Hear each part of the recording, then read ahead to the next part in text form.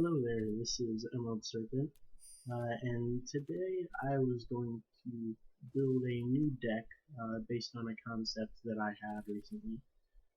Actually, I had it back when Eldraine first came out, but it's recently gotten better with the addition of Ikoria. So now we are going to try it. Back then it was not good, and we were never going to make it work, but now we can try.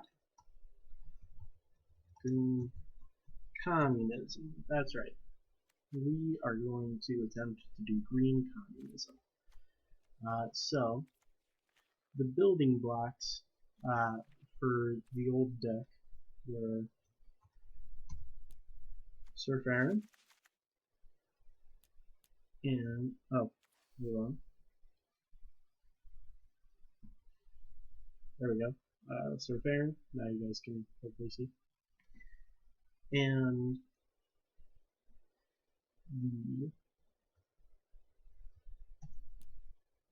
Gruul Beastmaster. Now, so the idea here was that you would use Gruul Beastmaster to give its plus X to Sir Farron. Sir Farron would then give its plus X to Gruul Beastmaster, and they would both end up being more powerful. And you could also increase that by using cards like Giant Growth to give them, to give Gruul Beastmaster, and then you're effectively Giant Growthing two creatures, right? And it was fun, but it wasn't good. But now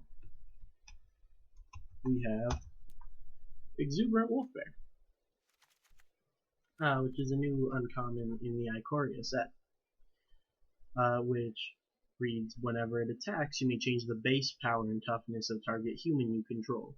Now both Sir Farron and Gruul Beastmaster are human, so you can change Gruul Beastmaster into a 4/4, then use Gruul Beastmaster to increase Sir Farron, then use Sir Farron to increase either Wolfbear or Gruul Beastmaster. And then you're actually sharing a Giant Growth 3 ways. Yeah, and so that's the basis of the deck. I haven't really thought out the rest of it yet, and so I'm actually going to do that in video in front of you guys. So then the first question is like, what do you want in a deck like this?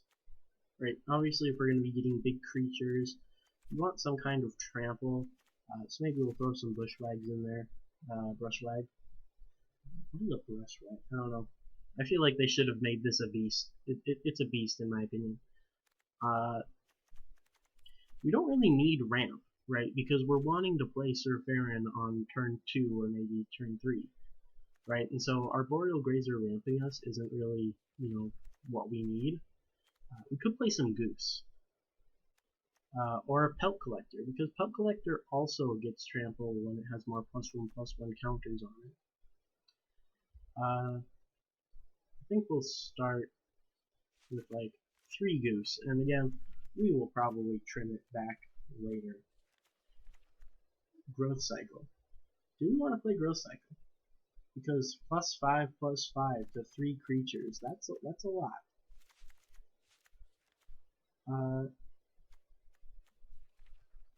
Otherwise, there was that enchantment. Season of Growth is the enchantment that I was referring to, where we can actually, draw cards for doing what we're doing. Otherwise, we need things that give trample. So we're going to look up trample. Full grown, maybe. We probably want some of this. And, every mono green deck needs at least one Endrace Forerunners, just as the big game ender. The other one I was thinking of is an Arcflow Ranger. Honestly, I might play more of these if I had them, but I only have one copy. the real budget experience over here, we're also going to want to up it to probably 25 lands. Um, hmm. Yeah, there's something that a streamer once told me, told the audience of which I was a part, that you don't want to put value in your combo deck. You just want more and more combo. So we are going to go up to 4 of both of these, and they're uncommon, so I don't mind crafting them. We don't have any 3-drops.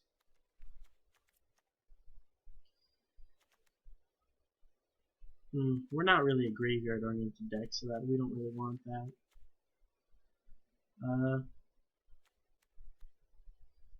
Yeah, nothing like that. So now we're looking for 3-drops we can add to our deck.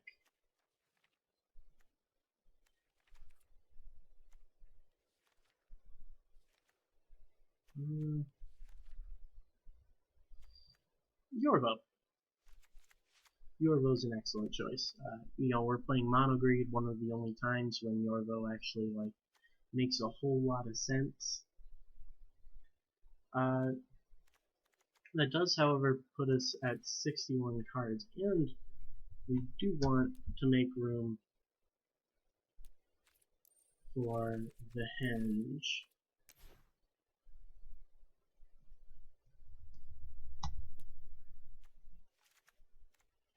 You never want to run more than 3 copies of the Henge. I think 2 is about right. Now, if we're looking at our curve, right, we're never going to cast the Henge for the full 9 mana, right? So we don't really need to worry about that. But we're looking at our curve up here. We're not, like the 3 space, we only have the 3, which is Yorvo. We've got 12 2-drops. So I think that we need to cut the 2-drops back a little bit and increase the 3, so that's probably to 4 or 5. So what do we cut? Well, this is legendary, so we don't need 4.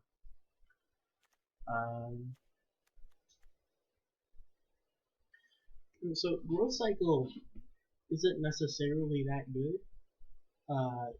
It's not as good as giant growth the first time you play it, but it gets better each time you play it.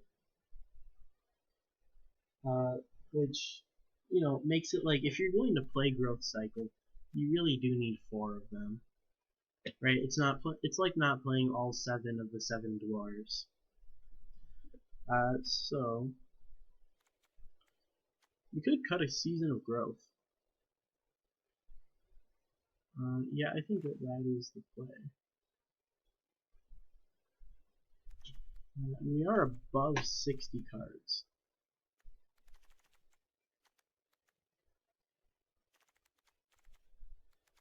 At this point, I think we trim 1 Gilded Goose, because again, the goal is not necessarily to ramp out to big creatures. The goal is to curve out to big creatures.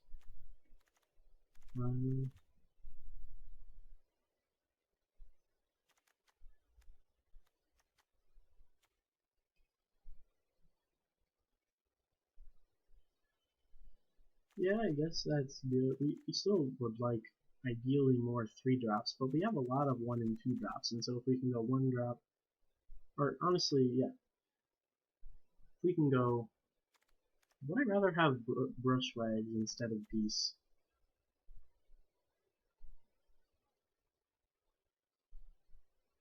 I think I would. So the ideal is we go Brushwag, Baron, and then maybe Season of Growth and Giant Growth. Right, and then the next turn we can do more things. Next turn we play Wolf Bear, And then after that, it's just a spiral of. You don't have weight. I mean, I guess. Yeah, these give trample.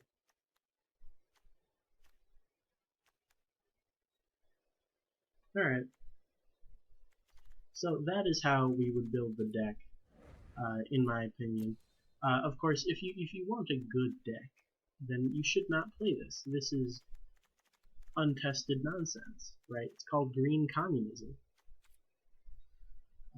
But yeah, I think that it was fun when I first did it in Eldraine. Ooh, and I think that it'll be fun this time. So let's talk about Vivian for a little bit. The Arcbow Ranger. So she's got this -5 ability that lets you take a card from your sideboard and put it in. You will almost never use the -5. The -3 is almost always better than the -5, and +1 is also almost better than -5.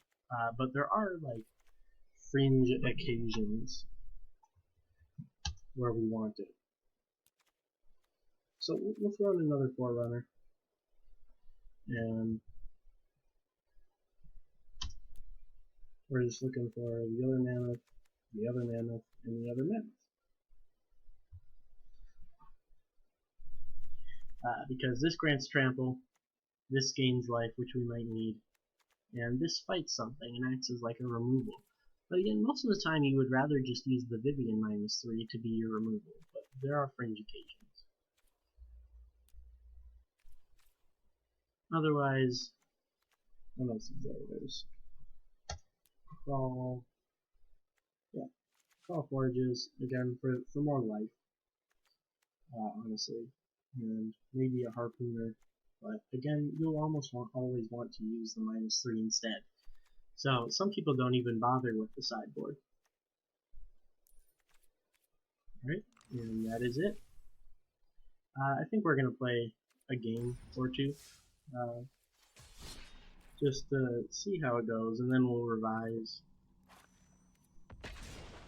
Really, this is a process, right? The goal is to show you the process. Alright. Typhoon.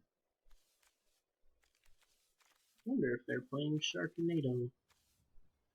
We'll keep this. Our deck has a lot of 1 and 2 drops, and so the odds that we draw like something to play on turn 2 aren't terrible.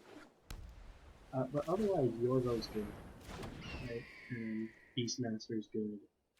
And we don't want to play Giant Growth. Brush. There we go. That's a thing.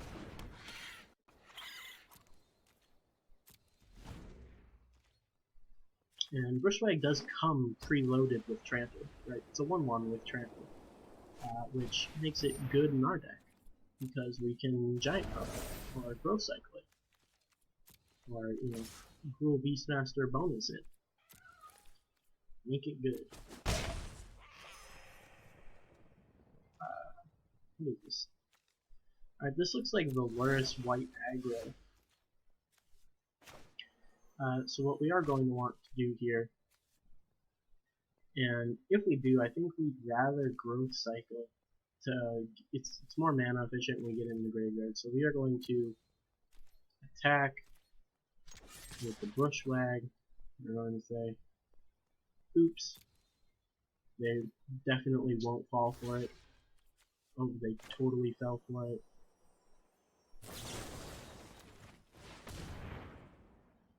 Growth Cycle. Now, they might have Karametra's Blessing, in which case that would be...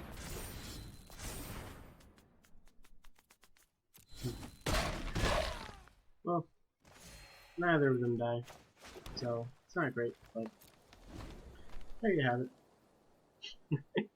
Throwing back the oops. Nice.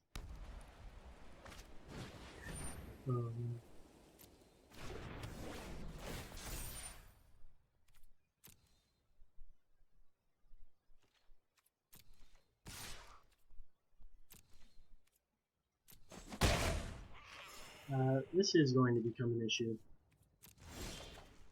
with flying and lifelink, there's not a lot that we can do.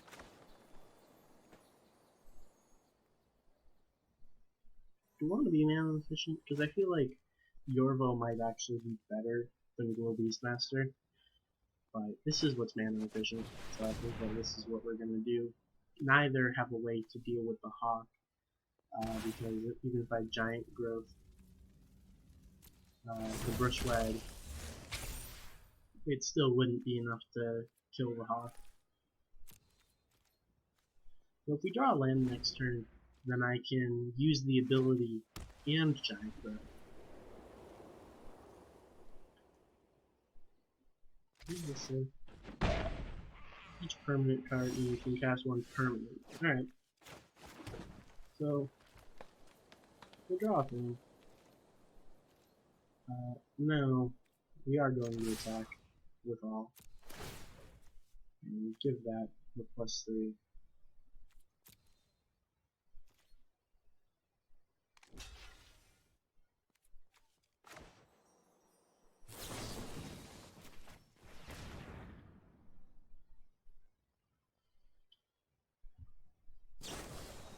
Alright, and there they go again, making it indestructible. So neither's gonna die. We could still plus the Bushwhack, but I think that I would rather play Yorlo. So again, nobody dies, but we play Yorlo.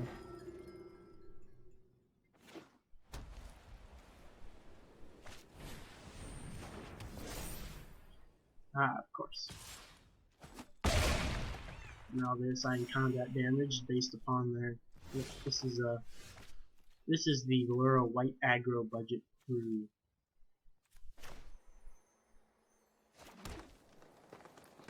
So I can plus it. That puts 3 there. Yeah, I'm dead next turn even if they don't block, and I can't do lethal this turn, so we'll just hit them up with PG and pass.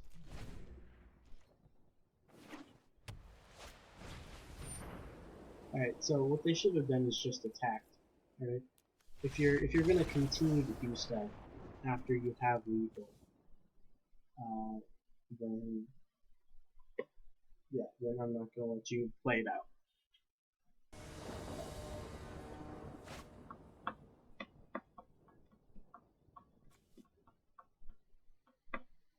Oh, that's a nice curve there. We get to push flag. Oh, America says hello. I am also American. And his name is Fitz. That's nice. Never actually met a Fitz. Fitz is such like a British name though. But no, as far as he's American. You'll probably know Fitz isn't a British name. I've just only seen someone named Fitz as a British person portrayed on TV. Here we play Surveillance, because next turn maybe we should have attacked it. They probably wouldn't have blocked, because they want to ramp. If we got Giant Growth this turn, that would be the most amazing draw. Because then we could play Seasonal Growth, followed by Giant Growth. Just so much growth all over the place. Mutated, but it's tapped. Alright, looks like another mutate deck. Oof.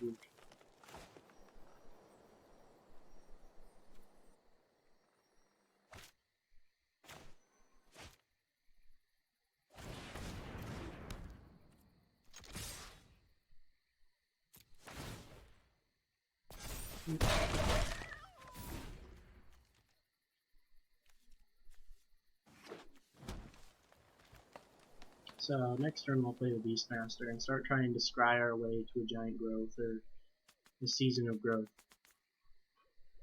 There's a whole part, not a Season of Growth. The what's the other one? The 2 mana. Never mind. I'm tired. I'll just leave it. That is interesting, because now they can actually mutate onto the Hydroid Crassus, and it keeps the flying and trample and the +1/+1 counters, which is actually really genius. We prefer Wolf there to Beastmaster. This is actually a great example of power creep in Magic, right? Because if you look at the Beastmaster, right, and you look at the Wolf there, they're both 4 mana, but one's a 4/4, one's a 2/2 with Riot. They're both uncommons, right? But the difference is that the Beastmaster is an older card, and so the Wolf Bear is better. Even its ability is better, right? Because it allows you to change the power and toughness, whereas this one just gives plus to the power.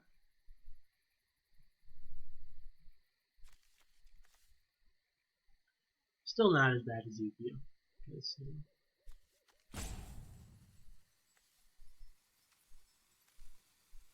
Actually, if we play Beastmaster, then Beastmaster can go on, Wolf Bear can go on the Hinge Hammer, can go on to Wolf Bear. That's the correct way to do that. Because if the Beastmaster dies, we are more okay with that than if the Wolf Bear dies. Oh, hey, look at that.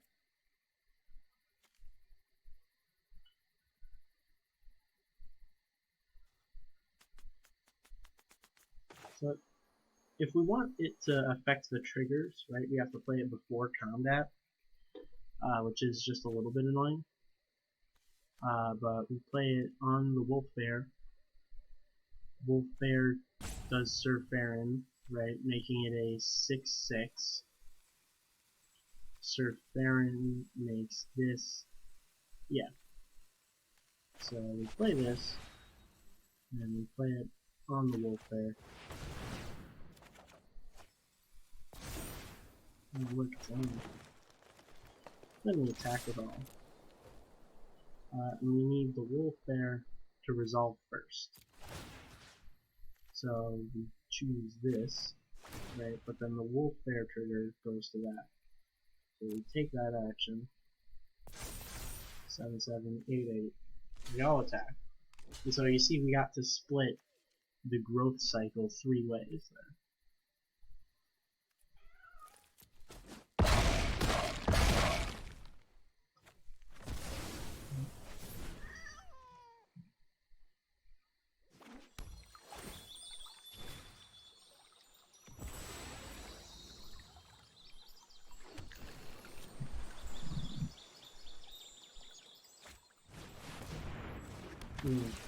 Maybe steal. That makes sense because Wolf Bear can't affect that.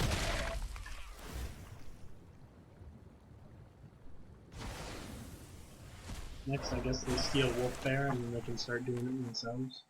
Yeah.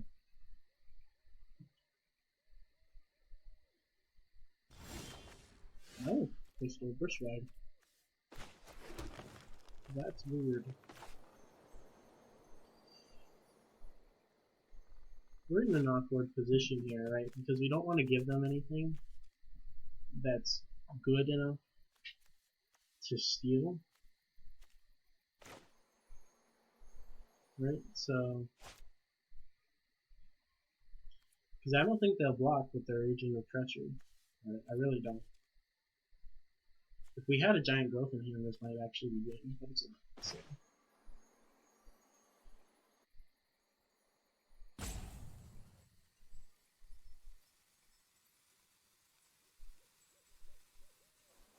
Yeah. I think we play that because then I think we haste it. That is a little bit weird, but it's not getting it, so good. Now we attack with both. Right, and yeah, let's go through it.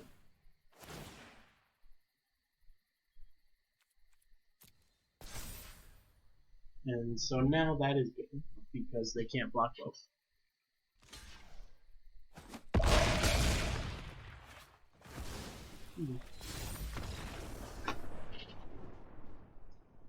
Yeah, and so that's what the deck is supposed to do. And I think that that is a good stopping point. You know, we beat Mutate Agent of Treachery. Alright, so I enjoyed this deck. Again, it is not competitive, right? I would not play it in ranked or anything that like really matters. You know, if you're going for your wins in a standard event, don't play this. But if you have a lot of the cards, honestly, this was more of a deck of convenience for me, because when I was playing Eldraine, I opened 4 copies of Sir Farron, and I was like, how can I make this good, right? And this, I think, kind of does that, right? Like you saw, it beat Agent of Treachery Mutate, which is one of the top tier decks. I don't know if there's anything that I would change about it, just because it's never going to be perfect. But yeah, thanks for watching, and I'll see you later.